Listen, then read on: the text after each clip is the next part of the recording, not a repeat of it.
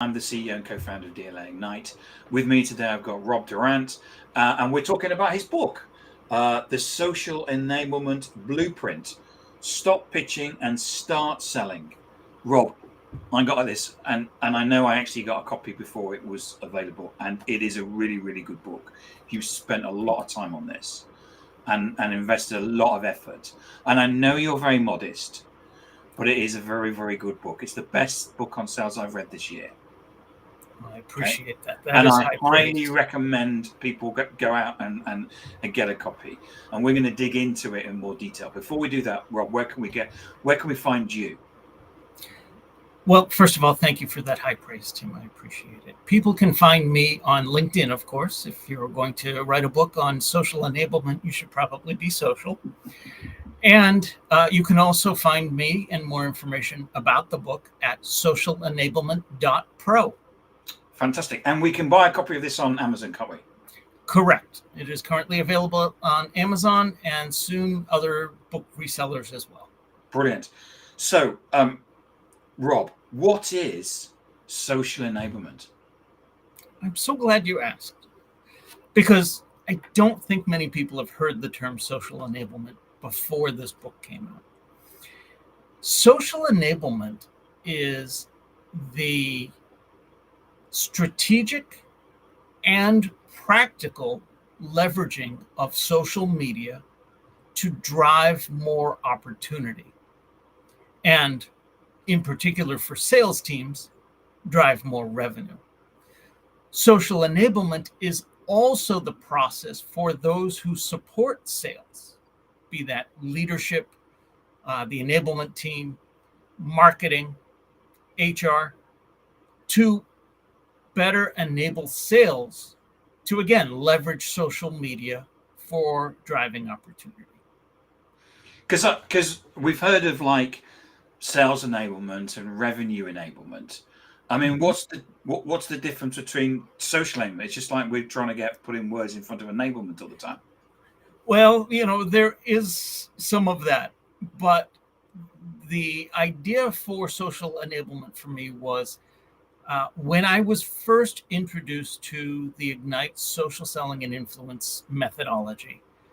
I saw that this was really something that not only could an individual embrace for their own benefit, but myself, with my background teaching, training, sales enablement, now revenue enablement, I saw tremendous opportunity for those in those types of roles to support others in their social efforts. So that's really what I wanted to focus on with this book.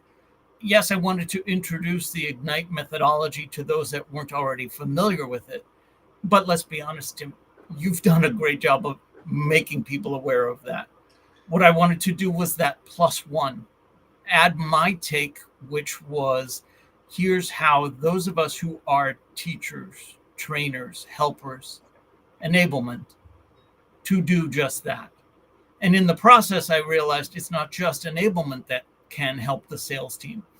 Sales leaders have a significant role that they can play in this process. Marketing and sales can work well together like they haven't before when they work strategically through social. Not just, here's the post from marketing, can everyone go and reshare it? HR has a tremendous part to play in this. Yes, HR can, on a continual basis, support sales teams in their efforts to sell more.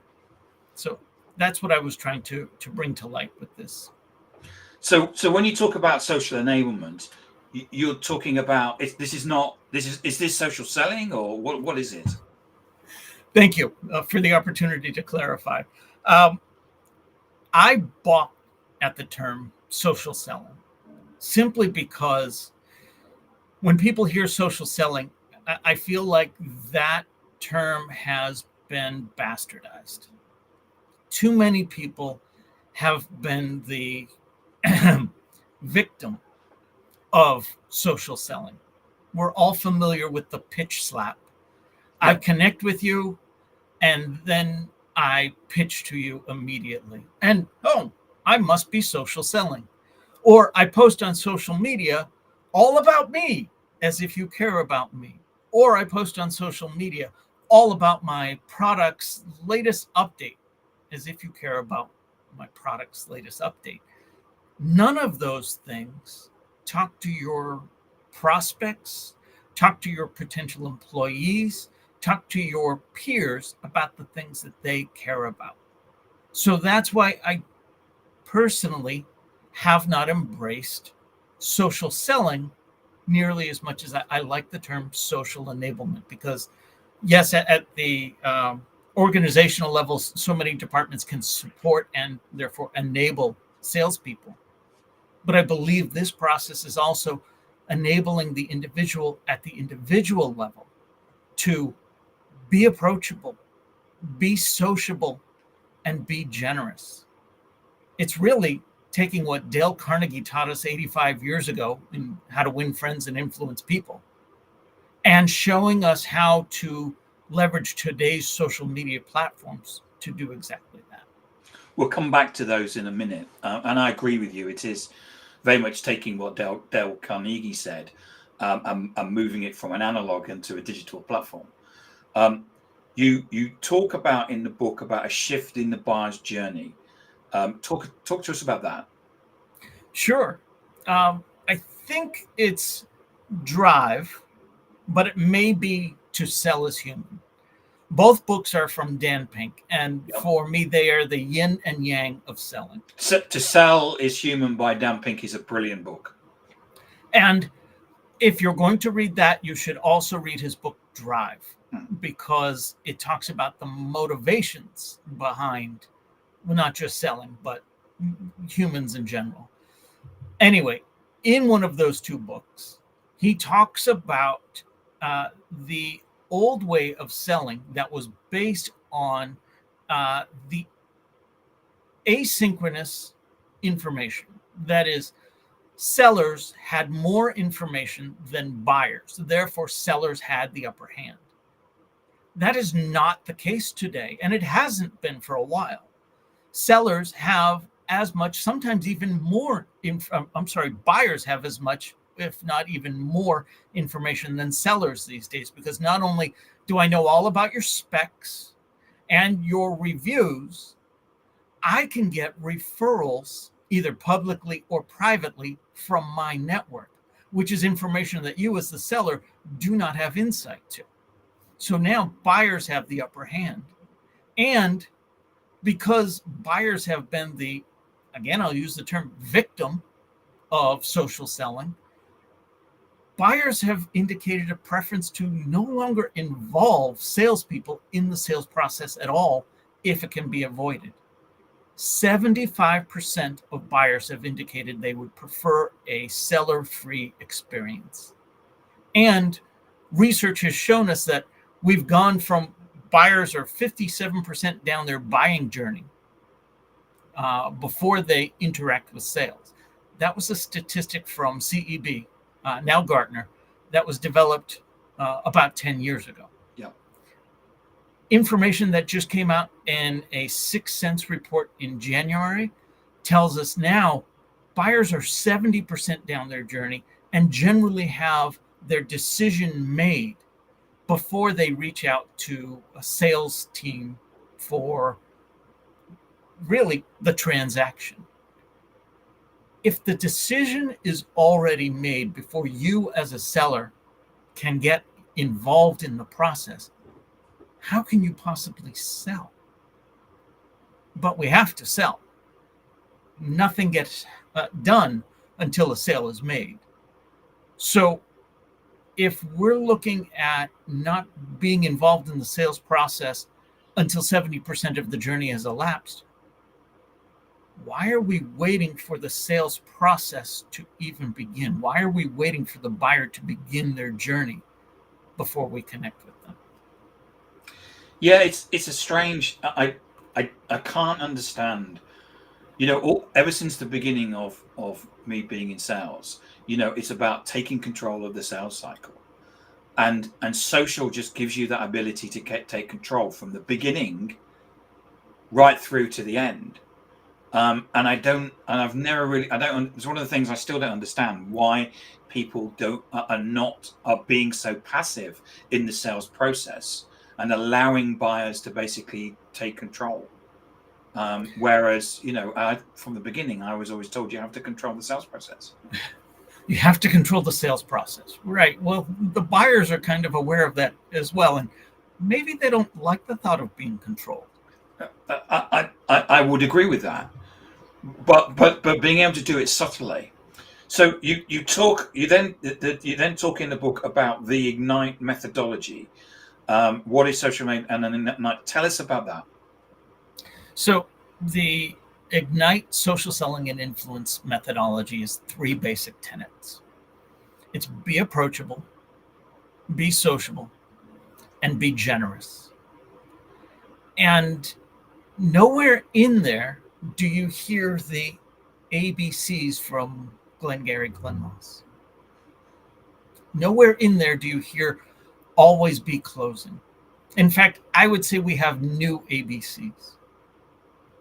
Always be connecting. Always be communicating. So what we mean by be approachable, if you're going to have a presence on social platforms, that presence should work while you're not on the social platform, just as much as it should work while you are on that social platform. It should have a profile that allows people to get closer to you. You, not your company, not your job, but you, what you stand for, who you are, what you believe in. Because people like buying from people they like. Allow them the opportunity to get to know you, get to like you, and then some might even buy from you. Be sociable is just that. You have to put yourself out there. Most of us have what I like to call a legacy network. Our social networks are built up based on jobs that we've had and people we've connected with when we were in those jobs. And while that is great, that's your core network, it's highly unlikely that anyone that you're connected with from a previous job is going to buy what you're selling now that you're in a new job. It's possible, but it's not likely. And then the other elements of that network are your friends and family. And sure, you can sell to your friends and family as well, but for those of us in sales that need a constant pipeline of activity, you're very quickly going to run out of opportunity if you're relying on just your friends and family and just your legacy network. Rather than waiting for opportunity to come to you, go out there and seek opportunity. Intentionally connect with those that have similar interests, similar industries, similar roles, not with the intention of selling them anything. Sales may come through that, but with the intention of connecting with them. As you know, Tim, I'm an adjunct professor at Northeastern University. I teach marketing, intro to marketing. And I love telling my students the secret to success, as though anyone could know what the secret to success is. And you're going to tell it to us. I will share this secret right now, but don't tell everyone. Okay, it's our secret. Okay, just us.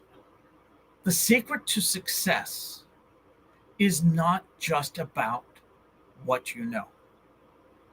Now, imagine telling a room full of college freshmen that have worked so hard to get to this prestigious university based on over a decade of what they know. And I just told them, that's all for naught.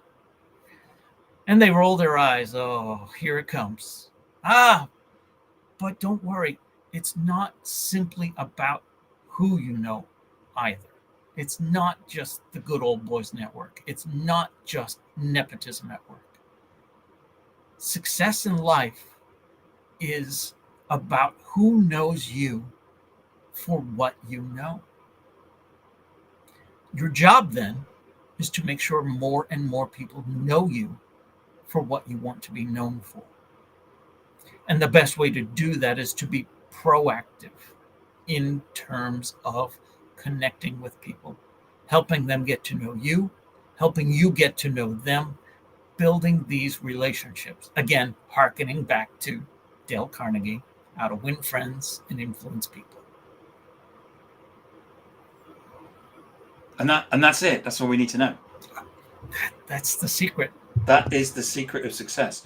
Now, in the book, I mean, you've talked a lot where I can see this social enablement would work well with salespeople. Social selling, it's about pipeline and deals and that. But you also talk in the book about social enablement is beyond sales.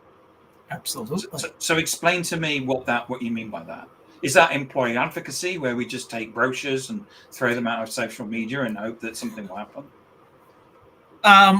No, quite frankly, no. Social enablement for HR, for example. One of the responsibilities of HR is recruiting. Another big responsibility is retention.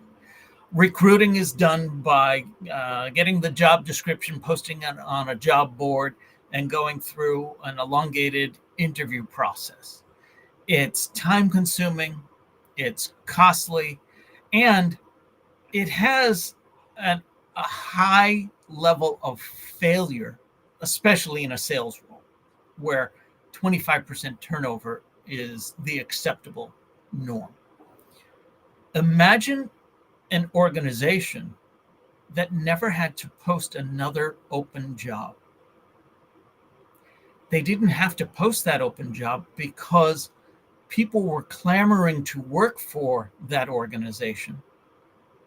But at the same time, not many people were clamoring to leave. If I understand you and your organization, your culture, and the things that you believe in, the things that you support, the things that make it attractive for me as an individual to want to work there, HR has a job much easier than what they're currently doing vis-a-vis recruitment and retention. But I want to take it outside of the organization for a moment as well. Let's look at the other side of that coin. So many of us have worn the open to work badge, myself included.